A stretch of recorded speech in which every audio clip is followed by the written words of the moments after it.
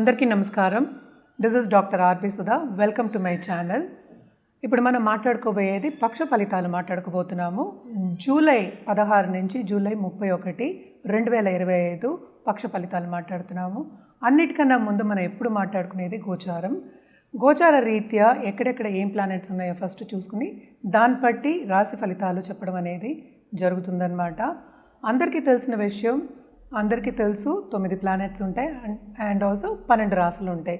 So రాశి వారిగా చెప్పడం అనేది జరుగుతోంది. అంటే ఏంటంటే ఇది జనరల్, కానీ ఎవరికైనా జాతక రీత్యా చెప్పాలి అంటే జాతకం పరిశీలించుకోవాలన్నమాట. ఇవన్నీ జనరల్ టాపిక్స్ మనం మాట్లాడుకునేది. సో ఫస్ట్ మనం గోచారం మాట్లాడుకుందాము. ఎప్పటికైనా ముందు నేను ఎప్పుడు చెప్పుకునేది ఏంటంటే శనీశ్వరుని మాట్లాడుకుంటూ ఉంటాం. ఆయన కర్మకారకుడు, అలాగే ఆయుకారకుడు కూడా అనమాట. ఆయన 13 జూలైకి రిట్రోగ్రేషన్కి వెళ్ళారనమాట. అండ్ ఆల్సో మనం మాట్లాడుకునేది 16 జూలై నుంచి. సో రిట్రోగ్రేషన్లోనే ఉన్నారు ఆయన. తర్వాత మనం చూసాము అంటే శుక్రుడు ప్రస్తుతం వృషభంలో ఉన్నారు. ఇంకో మాట మర్చిపోయాను, శని అందరికీ తెలుసు మీనంలో ఉన్నారు. మీనంలోనే రిట్రోగ్రేషన్ అయ్యారనమాట. శుక్రుడేమో మనకి వృషభంలో ఉన్నారు. అక్కడే ఆయన 26 జూలై జెమిని అంటే మిథునానికి వెళ్తున్నారనమాట. మిథునంలో ప్రస్తుతం మనకి గురు గ్రహం అలాగే సన్ కూడా ఉన్నారు. సన్ జూలై 16కి కర్కాటకానికి వెళ్తున్నారనమాట. కర్కాటకంలో ఏమో మనకి మెర్కురీ ఉన్నారంటే బుధుడేమో 18 జూలైకి రిట్రోగ్రేషన్కి వెళ్తున్నారు. అలాగే మనం చూసాము అంటే సింహంలో ఏమో మనకి కేతు అలాగే కుజుడు ఉన్నారు. కుజుడు ప్రస్తుతం 28 జూలైకి కన్యకి వెళ్తున్నారనమాట. రాహు మనం చూసాము అంటే మనకి కుంభంలో ఉన్నారు. సో ఇవి గ్రహస్థితి అన్నమాట. అన్నీ చెప్పుకున్నాం మనం. కానీ మోస్ట్ ఇంపార్టెంట్ ఈ పక్ష ఫలితాల్లో ఏంటంటే శని రిట్రోగ్రేషన్ ఒకటి, అలాగే మెర్కురీ రిట్రోగ్రేషన్ కూడా అవుతోందన్నమాట. అండ్ మోస్ట్ ఇంపార్టెంట్ ఏంటంటే గురుగ్రహం సన్తో పాటు కలిసి ఉన్నారు కనుక ఆయన 16th తర్వాత అంటే ఆయనకి కంబషన్ అయిందనమాట. జూపిటర్కి కొంచెం స్తంభించిపోయి ఉన్నారు. అది జూలై 10th తర్వాత బాగుందన్నమాట. అంటే గురుగ్రహం ఉన్న చోట ఎక్స్పాన్షన్ అవుతుంది. అండ్ ఆల్సో ఏంటంటే ఆయన బ్లెస్సింగ్ పరిపూర్ణంగా ఉంటాయనేది మనకి అనాదిగా వస్తున్న ఒక నమ్మకం. అది కూడా జరుగుతుంది కూడాను. జనరల్గా మనం ఏంటంటే పరిహారాలు చేయాలి అంటే కనుక తప్పక నవగ్రహ స్తోత్రాలు చదువుకోవడం, అలాగే నవగ్రహాలకి పూజ చేయడం లేకపోతే ప్రదక్షిణ చేయడం మంచిదన్నమాట. శక్తి పూజలు చేసిన వాళ్ళకి మనం ఏమి ఎక్కువ చెప్పము. రోజు శక్తి పూజలు చేసే వాళ్ళకి దానికన్నా మించిన పూజలు లేవు, చెయ్యొచ్చు. కానీ నవగ్రహాలకి మనం ఎప్పుడు జాతకరీత్యా చెప్పేది ఏంటంటే నవగ్రహాలకి చేయమని చెప్తూ ఉంటాము. తప్పక చేయొచ్చు అన్నమాట. అలాగే పరిహారాల విషయానికి వస్తే కూడా ఏదైనా సరే జాతక రీత్యా పరిహారం చేసుకుంటే ఎప్పటికైనా మంచిది. ఎందుకంటే ఎవరి జాతకం వాళ్ళది. మనం మాట్లాడుకునేది రాశి వారిగా అంటే ఒకే ఒకటి మాట్లాడుతున్నాము.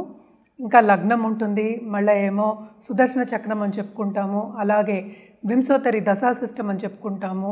అంటే మన పీరియడు దాన్ని బట్టి మనం గోచారం కూడా చూసుకుని ఫలితం అనేది చెప్పడం జరుగుతుందన్నమాట.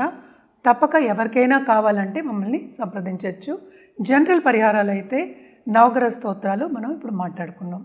ఇప్పుడు మనం మాట్లాడుకుపోయేది వృశ్చిక రాశి వాళ్ళ గురించి. వృశ్చిక రాశికి అధిపతి మనకు తెలిసేమో మార్స్ అధిపతి అయినప్పటికీ 12వ లార్డేమో 7th ఉన్నాడు. సో తప్పక వీళ్ళకి ఏంటంటే ఖర్చులు అనేవి చాలా అధికం. కానీ 7th లార్డ్ 7th ఉన్నాడు కనుక తప్పక దాంపత్య జీవితంలో కొంతవరకు అనుకూల పరిస్థితి అనేది నెలకొంటుంది. అదొకటి కాకుండా పార్ట్నర్షిప్ బిజినెస్ చేసే వాళ్ళందరికీ చాలా బాగుంటుంది. ఎస్పెషలీ లేడీస్కి చాలా బాగుంటుందన్నమాట. ఉమెన్ ఆంటర్‌ప్రెన్యూర్స్ చాలామంది తయారయ్యే ఛాన్సెస్ ఎక్కువ కనిపిస్తున్నాయి, ఎస్పెషలీ 26 జూలై వరకు. అదొకటి కాకుండా 8th లార్డ్ ఏమో 9th పడున్నారు. సో తప్పక వీళ్ళకి ప్రాపర్టీలో ఉన్నవాళ్ళు అంటే ప్రాపర్టీ డీలింగ్ చేసేవాళ్ళు కానీ లేకపోతే ల్యాండ్ అండ్ రెవెన్యూలో ఉన్న వాళ్ళందరికీ కానీ చాలా మంచి రాబడి వచ్చే ఛాన్సెస్ ఉన్నాయి. అలాగే ల్యాండ్ తోటి కానీ లేకపోతే ఫ్లాట్స్ అంటే కమిషన్ బిజినెస్ చేసే వాళ్ళకి కానీ తప్పక వీళ్ళకి బాగుంటుంది. 15 రోజులు రాబడి అనేది చాలా ఎక్కువ అవుతుందని చెప్పడం జరుగుతోంది. ఇదొకటి కాకుండా 2nd అండ్ 5th లార్డ్ మనకు తెలుసు జూపిటర్ అయ్యారు. జూపిటర్ ఏమో మనం చూసాము అంటే 8th ఉన్నారు. సో తప్పక ప్రాపర్టీ ఇష్యూస్, ప్రాపర్టీ కొనుక్కోవడంలో పెట్టడం కానీ ఇన్వెస్ట్మెంట్ పెట్టడం కానీ ఉన్న డబ్బులు పెట్టేయడం కానీ జరిగే ఛాన్సెస్ ఎక్కువ కనిపిస్తున్నాయి అన్నమాట. ఖర్చులు మనం ఎప్పుడు మాట్లాడుకుంటూ ఉంటాం, అధికమే ఉంటాయి. అది ఆల్రెడీ మనం మాట్లాడుకున్నాము. కానీ ఈ రాశిలో ఉన్న పాలిటిషియన్స్కి మాత్రం చాలా సపోర్ట్ అనేది ఉంటుంది, ఎస్పెషలీ విమెన్ సపోర్ట్ ఎక్కువ ఉంటుందన్నమాట. అలాగే ఏంటంటే ఎవరైనా ఇప్పుడు గుప్త సబ్జెక్ట్లో ఉన్నారంటే అంటే హారోస్కోప్ రీడింగ్ అని, అస్ట్రాలజీ కానీ లేకపోతే టారో రీడింగ్ ఇలాంటి వాటిలో ఉన్నారంటే తప్పక వాళ్ళకి ఈ 15 డేస్ చాలా బాగుంటుంది, మంచి ఆపర్చునిటీస్ వచ్చే ఛాన్సెస్ ఎక్కువ కనిపిస్తున్నాయి అన్నమాట. అలాగే 10th లార్డ్ మనం చూసాము అంటే 9th వెళ్తున్నారు. సో బిజినెస్ పీపుల్కి ఈ 15 రోజులు మంచి ఆపర్చునిటీస్ వచ్చే ఛాన్సెస్ ఉన్నాయి, కొత్త బిజినెస్లు వచ్చే ఛాన్సెస్ ఉన్నాయి, విస్తరించే ఛాన్సెస్ ఎక్కువ కనిపిస్తున్నాయి అన్నమాట. అదొకటి కాకుండా మనం చూసాము అంటే ఈ రాశికి అధిపతి కూడా మనకి 11th దిగుతున్నారు కనుక ఈ నెలాఖరికి తప్పక వీళ్ళకి ఏది చేసినా లాభం అనేది కొంతవరకు మనకి కనిపిస్తోందన్నమాట. కానీ ఇక్కడ మనం చూడవలసింది ఏంటంటే 3rd and 4th lord 5th retrogression అంటే శని రిట్రోగ్రేషన్కి వస్తున్నారు కనుక పిల్లల విషయంలో కొంతవరకు యాంగ్జైటీకి గురయ్యే ఛాన్సెస్ మనకి ఎక్కువ కనిపిస్తున్నాయి. అదొకటి కాకుండాను మనం చూసామంటే రాహు ఏమో 4th ఉన్నారు. సో తప్పక వీళ్ళకి లాంగ్ టర్మ్గా and also long distance travel planning అనేది ఈ 15 డేస్లో జరిగే ఛాన్సెస్ ఎక్కువ ఉన్నాయి. వీసా అప్లికేషన్ కానీ వీసా ఇంటర్వ్యూకి వెళ్ళడం కానీ కనిపిస్తోందన్నమాట. అండ్ ఆల్సో ఎవరైనా ఫారిన్లో సెటిల్ అయిన వాళ్ళు ఉద్యోగ రీత్యా ఇబ్బంది పడుతూ ఉంటే తప్పక వీళ్ళకి కూడా మంచి ఆపర్చునిటీస్ వచ్చే ఛాన్సెస్ ఉన్నాయి. అంటే ఇంటర్వ్యూస్ వస్తే మంచి చోటు నుంచి పిలుపు వచ్చే ఛాన్సెస్ కనిపిస్తున్నాయి అన్నమాట.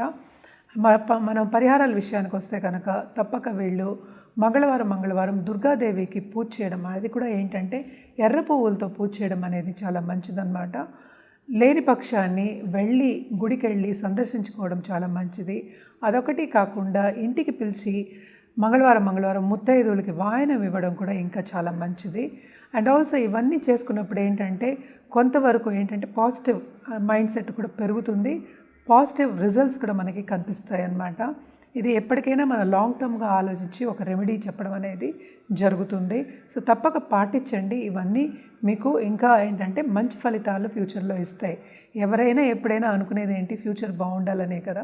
సో తప్పక జాతకం పరిశీలించుకుంటే కనుక ఇంకా మీకు కరెక్ట్ రెమెడియల్ మెషర్స్ ఇవ్వడం కానీ, లేకపోతే ఒక జాతిరత్నం ఇవ్వడం కానీ, లేకపోతే వేరే ఏదైనా సూచన ఇవ్వడం కానీ జరుగుతుంది.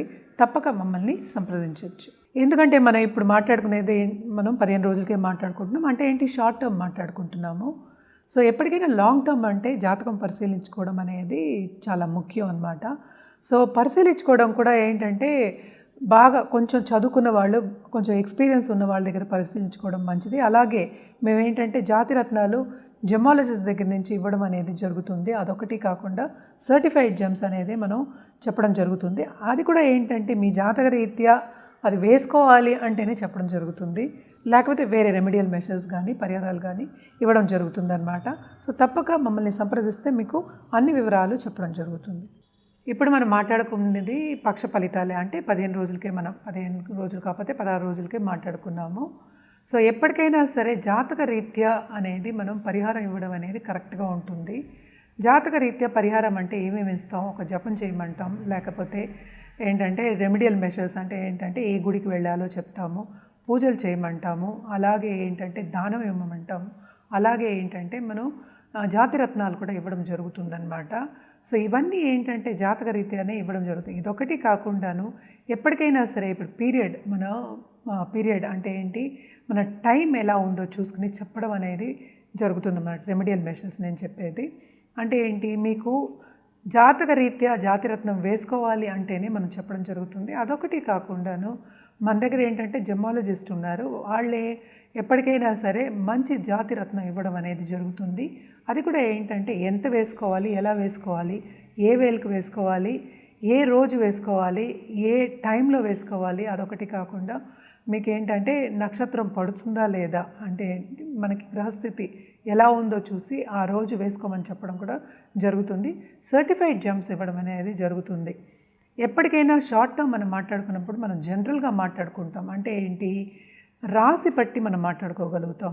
సో రాశి అనేది చాలామంది ఒక రాశిలో ఉంటూనే ఉంటారు. జాతకం అనేది మనం 9 గ్రహాలని పరిగణిస్తాము. అదొకటి కాకుండాను మన లగ్నం అనేది చూసుకోవాల్సి వస్తుంది, దాని టైం పీరియడ్ అంటే దశా సిస్టమ్ కూడా చూస్తాం, దశ ఏం జరుగుతోంది, పీరియడ్ ఏం జరుగుతోంది చూసి గోచార రీత్యా గోచారం కూడా మనం కంపేర్ చేసుకుని ఒక రెమెడియల్ మెషర్స్ ఇవ్వడం అనేది జరుగుతుందన్నమాట. ఎప్పటికైనా సరే ఇవన్నీ జనరల్ పరిహారాలు మనం చెప్పేది.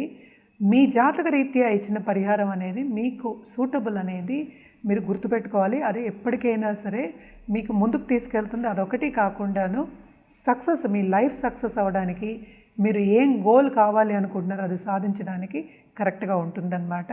సో తప్పక జాతకం పరిశీలించుకున్న తర్వాతే, అందరికీ ఇది సూచన, జాతకం పరిశీలించుకున్న తర్వాతే ఒక జాతిరత్నం వేసుకోవడం అనేది మంచిది. ఎందుకంటే ఎప్పటికైనా నాకు ఫోన్ కాల్స్ వస్తూ ఉంటాయి అన్నమాట.